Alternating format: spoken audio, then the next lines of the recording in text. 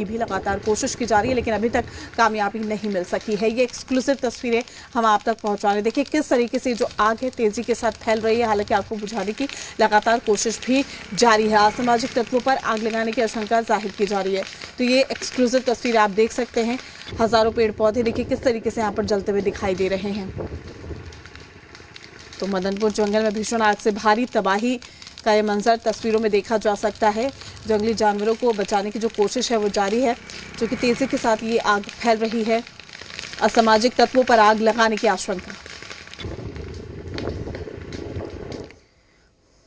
खबर धनबाद से है, जहां झारूडीह पॉलिटेक्निक रोड में अवस्थित में एक मकान में भीषण आग लगने से अफरा तफरी मच गई है। आग लगने की सूचना मिलने के बाद मौके पर पहुंची फायर ब्रिगेड की 2 गाड़ियों ने कड़ी मशक्कत के बाद आग पर काबू पा लिया। घर के मालिक के मुताबिक एसी में शॉर्ट सर्किट के चलते घर में आग लगी है। तो बड़ी खबर आप तक पहुंचा रहे हैं। तो फायर ब्रिगेड की 2 गाड़ियों ने फिलहाल आग पर काबू पा लिया है। धनबाद का ये पूरा मामला है। मकान में भीषण आग लगने से अफरा तफरी की स्थिति देखने को मिली है। एक घर में ये भीषण आग लगी। हालांकि जानकारी सामने आ रही है कि एसी में शॉर्ट सर्किट हुआ, जिस वजह से घर में आग लगी। तो हादसे के वक्त घर में कोई मौजूद नहीं था, गनीमत रही, वरना किसी की जान भी जा सकती थी। तो एक घर में ये भीषण आग लगी है। एसी में शॉर्ट सर्किट घर में आग लगने की वजह बताई जा रही है। हादसे के वक्त घर में कोई मौजूद नहीं था।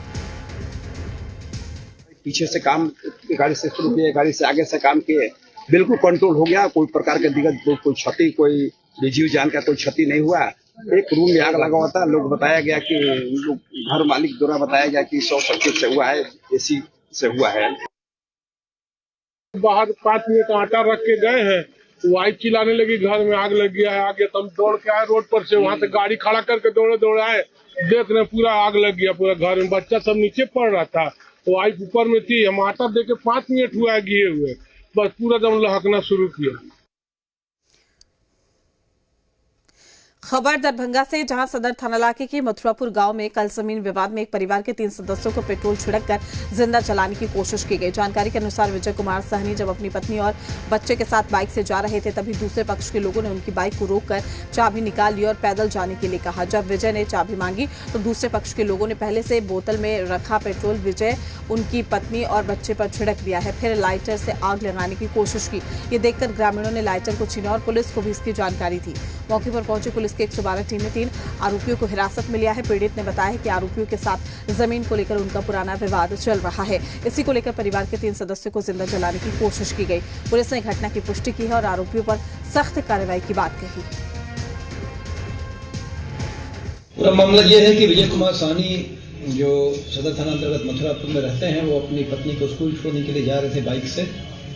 जाने के क्रम में रास्ते में उनके द्वारा बताया गया है कि 2 व्यक्ति ब्रिजमोहन साहनी और इंदल साहनी के द्वारा उन पर पेट्रोल छिड़क कर आग लगाने का प्रयास किया गया। तो इसकी वजह जमीनी विवाद बताया जा रहा है और पुलिस ने तत्परता से FIR दर्ज करते हुए दोनों व्यक्तियों को हिरासत में लिया है। पूछताछ का ऑटो है, वहाँ पे रुकवा के बिरजू साहनी, इंदल साहनी, अमर साहनी का घर के सामने में रुकवा के चाबी छीनने की कोशिश किया। हमको रुका दिया, कहा कि बात करना है, तुम तो कहीं जाओगे नहीं। बात करने के करते करते वो हमारे एक हाथ से वो पेट्रोल निकाला और हमारे सर पे पूरा डाल दिया। कलर पकड़ने के जो ये पूरा निशानी है, उसका छींट हमारे पत्नी को भी पड़ा और हमारे बच्चों को भी पड़ा। उसके बाद इंदल से ने लाइटर मारा। जैसे ही लाइटर मारा, हमने लाइटर पकड़ के खींचने की कोशिश किया, पकड़ाया। हाथ घिसते घिसते कुछ आदमी भी आ गए हमको बचाने के लिए। हल्ला के शोर सुनने के बाद हमारे भगना विजय कुमार आया, उसने हमको बचाया। घर के सामने बिरजू सनी, हिंदुस्तानी जो है हम लोग को रोक दिया और उसकी पत्नी भी थी।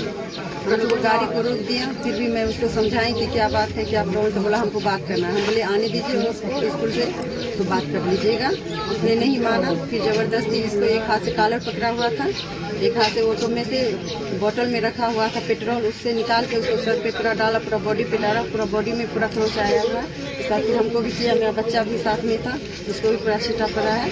सर उसको जितना हो सके एकदम कड़ी से कड़ी सजा दीजिए। चाईबासा में 4 बच्चों के जिंदा जलकर मौत हो जाने के बाद पीड़ित परिवारों से विधायक और प्रशासनिक अधिकारियों ने मुलाकात की। घटना के बाद जिला उपायुक्त कुलदीप चौधरी के निर्देश पर अपर उपायुक्त जगन्नाथपुर, अनुमंडल पदाधिकारी, प्रखंड विकास पदाधिकारी, अंचल अधिकारी और थाना प्रभारी ने मौके पर पहुंचकर पीड़ित परिवारों को मुआवजे के रूप में 1 लाख रुपए की अनुग्रह अनुदान राशि को सौंपा है। आपको बता दें कि कल पुआल के ढेर में आग लगने से 4 बच्चों की मौत हो गई थी, जिसके बाद पूरे इलाके में शोक की लहर दौड़ गई थी।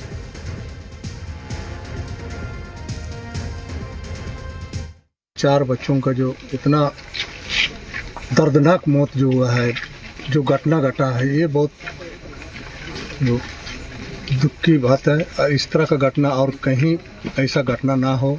इतने छोटे छोटे बच्चों को 2 साल 3 साल का है, कोई 5 साल का है, ये जो है ना बहुत पूरा राज्य में इस तरह का घटना हमको लगता है कि नहीं हुआ है। ये हमको लगता है पूरा प्रथम बार हुआ है इस राज्य के अंदर में इस तरह का जो आग से पुअल में जो जल के राख कर गए, ये बहुत दुखद घटना है। कैमूर जिले में कार्य में लापरवाही के आरोप में एसपी हरिमोहन शुक्ला ने भगवानपुर के थानाध्यक्ष उदय कुमार को निलंबित कर दिया। दरअसल भगवानपुर थाना इलाके से 3 नाबालिग लड़कियां 13 मार्च को अचानक से गायब हो गई थी और थाने में इसके लिए लिखित आवेदन दिया गया था, जिस पर थानाध्यक्ष ने कोई कार्रवाई नहीं की है। एसपी के संज्ञान पर जब ये पूरा मामला आया तो उसकी जांच अंचल निरीक्षक से कराई गई है। जांच में थानाध्यक्ष की लापरवाही की बात सामने आई। भभुआ डीएसपी ने मामले का अनुसंधान करते हुए तीनों नाबालिग लड़कियों को बरामद कर लिया है और लड़कियों को भगाने के आरोप में एक अन्य नाबालिग को पुलिस ने पकड़ा है और पूछताछ की जा रही है। उधर थाना अध्यक्ष को भी निलंबित कर दिया गया। अभी कुछ दिनों पूर्व एक मामला आया था, भगवानपुर थाना क्षेत्र के ही 3 नाबालिग लड़कियां गायब हो गई थी, तो उन्हीं को लेकर कुछ थानाध्यक्ष द्वारा लापरवाही बरती गई थी प्राथमिकी दर्ज करने में और उनको रिकवरी में। उसी आलोक में पुलिस अधीक्षक महोदय के द्वारा यह कार्रवाई की गई है। जैसा कि सूचना प्राप्त हुई है, जो अंचल निरीक्षक उनसे जाँच भी करवाई गई है, तो उसमें रिपोर्ट किया गया। उसके अनुसार से ये है कि मामला दिनांक 13 तारीख को 3 नाबालिग लड़कियां जो है वहाँ से गायब हुई थी और उनके द्वारा थाना जो परिजन है उनके थाना भी आए थे, पर उनके द्वारा जो सूचना दी गई उस पर कोई भी जो भी त्वरित कार्रवाई आवश्यक कार्रवाई होती है वो उनके द्वारा नहीं की गई, जिससे साफ साफ कार्य लापरवाही देखी गई।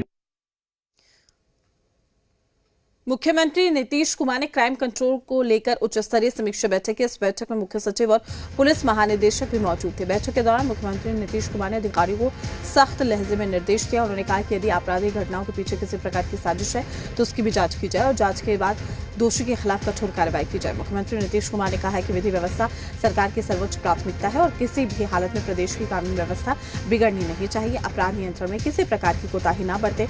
उन्होंने कहा है कि अपराध करने वाले कोई भी हो, उन्हें किसी कीमत पर बख्शा नहीं जाए। पुलिस बिना किसी भेदभाव के उन पर सख्त कार्रवाई करे। इस दौरान मुख्यमंत्री ने अपराध अनुसंधान के कार्य में तेजी लाने का भी निर्देश दिया।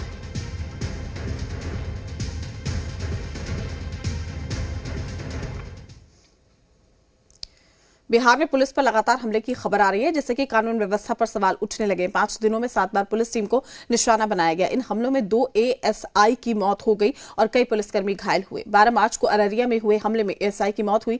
14 मार्च को मुंगेर में हुए हमले में एएसआई की मौत हो गई। 14 मार्च को समस्तीपुर में पुलिस पर पथराव हुआ। 14 मार्च को मुजफ्फरपुर में जजुआर थाने पर पथराव हुआ। 15 मार्च को भागलपुर में हमले में कई पुलिसकर्मी घायल हो गए। 16 मार्च को मुंगेर में पथराव में 3 पुलिसकर्मी जख्मी हो गए।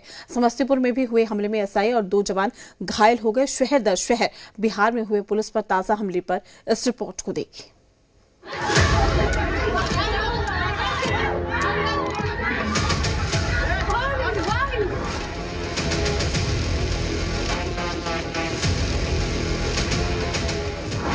बिहार में निशाने पर खाकी, अब आई एक्शन की बारी।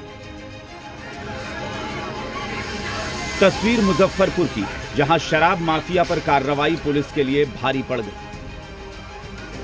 वायरल वीडियो में भारी संख्या में महिला और पुरुष थाने का घेराव करते नजर आए। इस दौरान खूब गाली गलौज की गई।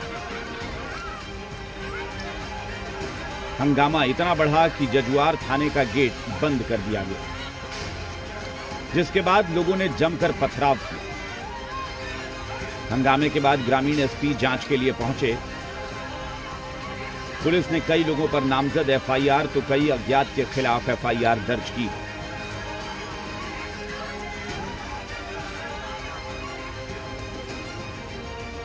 समस्तीपुर में यौन शोषण मामले की जांच के लिए पहुंची पुलिस की टीम पर आरोपी के परिवार वालों ने हमला कर दिया। इस हमले में 3 पुलिसकर्मी मामूली रूप से जख्मी हो गए। पुलिसकर्मियों को घर में बंधक बनाने की कोशिश की गई। इस हमले में एक एएसआई और 2 पुलिस जवान घायल, जिन्हें अस्पताल में भर्ती कराया गया है।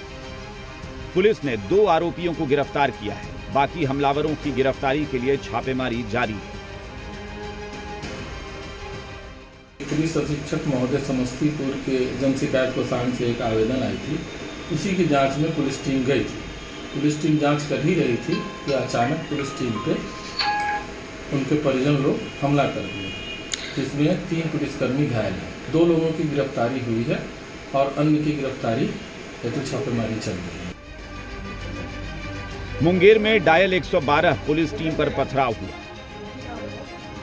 इस मामले में 4 महिलाओं समेत 24 लोगों को गिरफ्तार किया गया है। पथराव में एक पुलिसकर्मी को ज्यादा चोट लगी है, जबकि 2 अन्य महिला पुलिसकर्मी भी चोटिल हुई थी। बिहार में 2 एएसआई की हत्या हो चुकी है।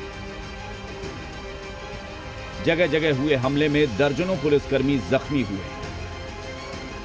ऐसे में अपराधियों में खौफ और कानून का डर बनाए रखने के लिए सख्त एक्शन की जरूरत है। मुजफ्फरपुर से मणितोष और मुंगेर से प्रशांत के साथ समस्तीपुर से संजीव, जी मीडिया।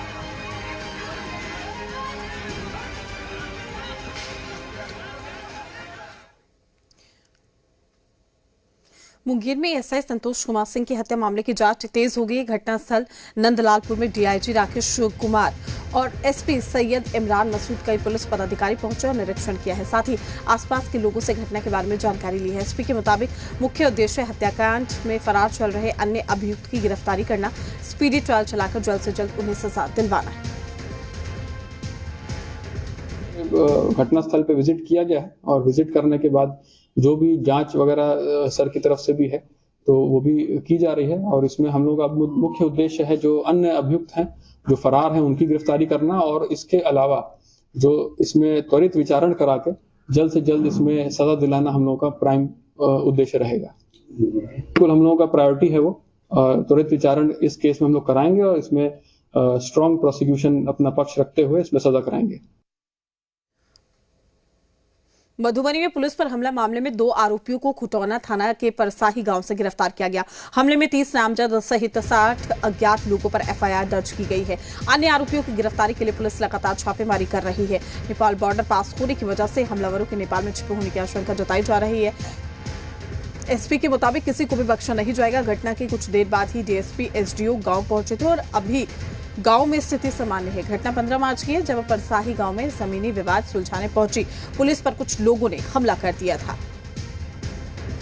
तो तुरंत एसएचओ एसडीपीओ मौके पे पहुंचे थे और वहां पे अभी स्थिति सामान्य है। उसमें पुलिस पे जो लोगों ने पत्थरबाजी की थी, एक हमारे अधिकारी उसमें घायल हुए थे जो कि अब ठीक है, उनको सर पे चोट लगी थी। इसमें तुरंत पुलिस ने एक्शन लेते हुए एफआईआर दर्ज कर ली है। 30 उसमें नामित हैं, बाकी अन्य अज्ञात हैं और उसमें लगातार छापेमारी की गई है। उसमें से 2 मेन जो अक्यूज्ड थे उनकी कल पुलिस ने गिरफ्तारी कर ली है। आज उनको जेल भेजा गया है।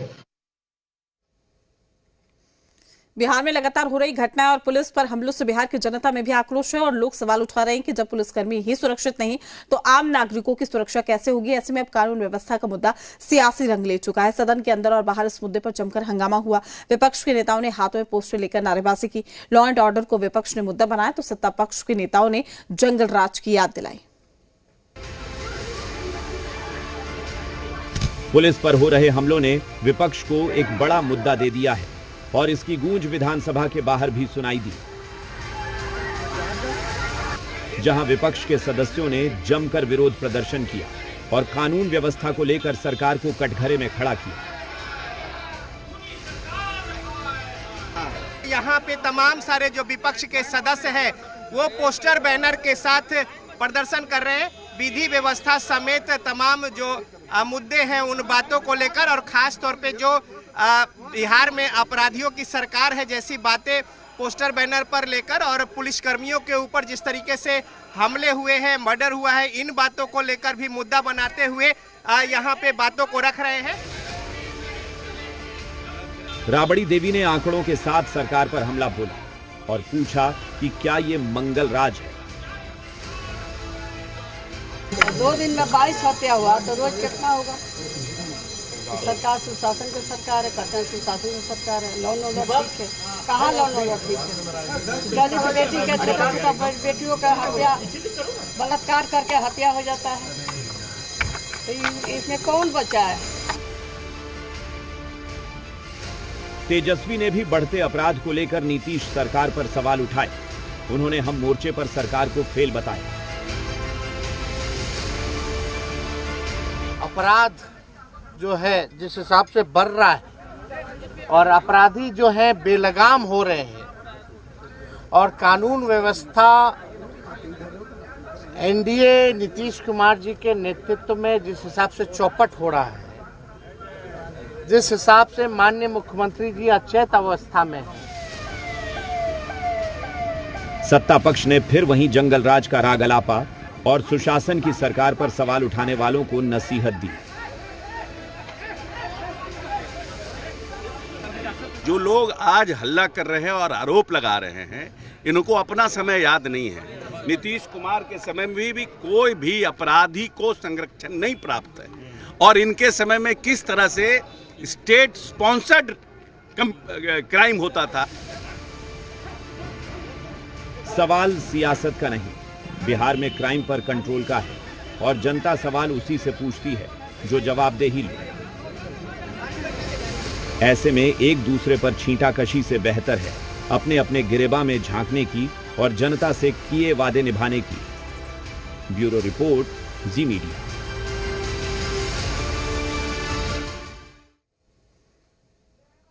रुकते हैं छोटे से ब्रेक के लिए, जल्द हाजिर होंगे।